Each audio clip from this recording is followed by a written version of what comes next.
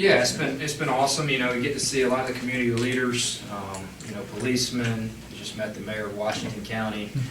Meeting a lot of people for the first time. I told Cheryl it's going to take me 6 months to remember names and faces, but it's good to shake hands with everyone. It seems like a great event.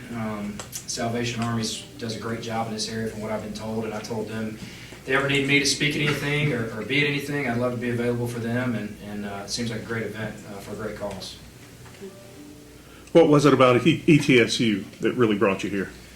Well, I think just the rabid fan base. You know, I've talked about that in a couple of press conferences. Like, people care about it. People recognize me when I go out to restaurants. They recognize our players. The community is the perfect size. You know, it's a big enough city where there's a lot to do and a lot to recruit to, but it's also small enough where there's a care for a school the size of East Tennessee State. You know, I know we're in Vol country, and I respect that, and there's a lot of Tennessee fans here, but you can tell that there is a lot of hunger for football in East Tennessee, and we hope to win a lot of games and come through on some promises there. Coach, you had a pretty big haul this last signing period. How are they meshing together right now? Yeah, you know, we had 49 signees, 31 mid-year transfers, so that's never easy, but that's the world we're living in right now in college football. You know, you bring your staff, you bring your players, you go to the transfer portal, you try to watch the games from last year. You know, where are our weaknesses? Where do we need to get better immediately? Where do we need to get better for the long run? And you still got to go sign 15, 20 high school players to build the foundation with. So that's where the 49 number came from. Right now we're doing early morning workouts, getting them out on the turf in the cold weather, trying to, you know, make them tougher, if you will, and put them through the ringer a little bit. But it also helps having the indoor. The mini dome's been great.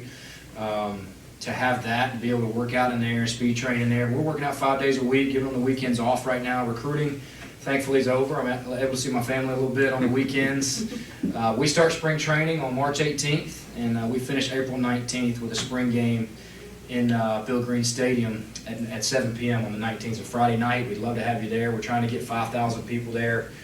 It will be free, but we're going to open up the tailgating, the beer garden, the tents. It'll be like a real game, and we want to go kind of do a trial run for our staff and our new players to see what it's like.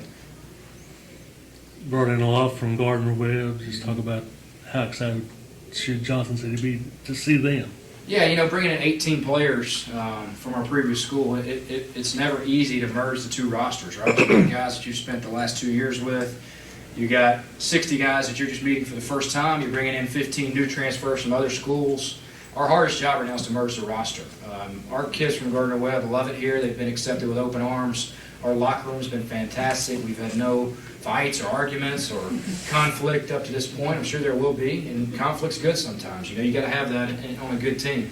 But we're working towards every single day, just pulling in one direction. Like we're all for ETSU. Together we win. You know, that's kind of been our slogan that Doc has come up with and I've come up with. And we've just, togetherness, being inclusive right now, that's kind of where we're at. Our conflicts are going to come this summer. We're going to have all that this summer. Right now we're trying to get everybody bought into the same page. I told them in the first team meeting, I don't care what you've done here. I don't care what you did at Gardner-Webb. I don't care what you did at your previous school. It's a clean slate. Like, it starts over March 18th. We're going to evaluate every practice to see what you're about. Have you had any surprises thus far, good or otherwise? I mean, I know it hadn't been that long of a time. But. You know, the quarterback position has been very encouraging. You know, we kind of had our first practice with a ball walkthrough, if you will, Wednesday morning at 6:30 a.m. We're doing another one this Wednesday, and we'll keep doing that leading up to spring practice. But that position's gotten a lot better, very quickly. We've got 3 guys I think could win that job that are going to be upgrades, in my opinion. And that was my first thing. You know, we got to come in here. We got to get a quarterback. You know, your team's only as good as that position.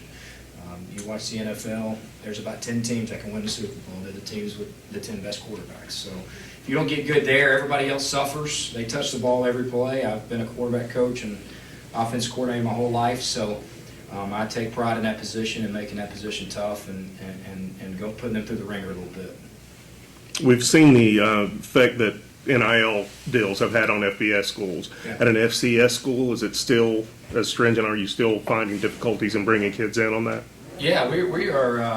I think we're ahead of the curve there. You got to give Doc a lot of credit, President Nolan a lot of credit. They're on board, and we're ahead of the curve at this level. Are we ever going to be able to compete with Tennessee and Georgia? No.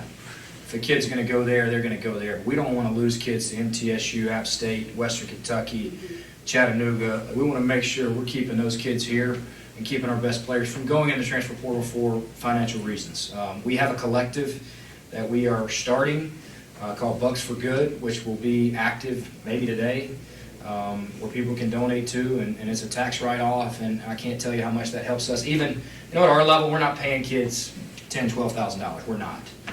It'll be, appearances here, things in the community for a couple thousand here and there, but that goes a long way for an 18, 19-year-old. And I'm a believer in giving it to the guys who earned it. Give it to the guy that's got good grades. Give it to the junior who started 10 games. Don't give it to the freshman who hasn't done anything. That kind of rubs me the wrong way, but I want to give it to the guys that earn it. I want to make sure they go earn the money in the community and make appearances and off their name, image, and likeness. So it's something we're doing, and I'm very proud that we are doing that. Besides the quarterback, of which we know you are you're a former quarterback, what position are you most excited about here as your early morning workouts continue to progress? Well, the two safeties have been fantastic. They were both starters here last year, Sheldon Arnold and Chris Hope. I think they are fantastic players. Linebacker position, we're very deep there. I think the core of our defense is going to be solid, and I think our offensive line is going to be the best offensive line I've had in my 10 years of coaching. We brought in some terrific transfers at the offensive line. We're big, we're long, we're deep. I think we have 14 scholarship linemen, which is rare. So we want to get good at those positions. We got to get better at corner. That's a position that we felt like they struggled with last year. Got to get some better pass rushers. So that's kind of where I'm at with that. Receivers, we brought in some guys, probably still looking for one more game changer at receiver. But I think we got a good core, man. I would be surprised if we're not competitive very quickly, and that's my goal.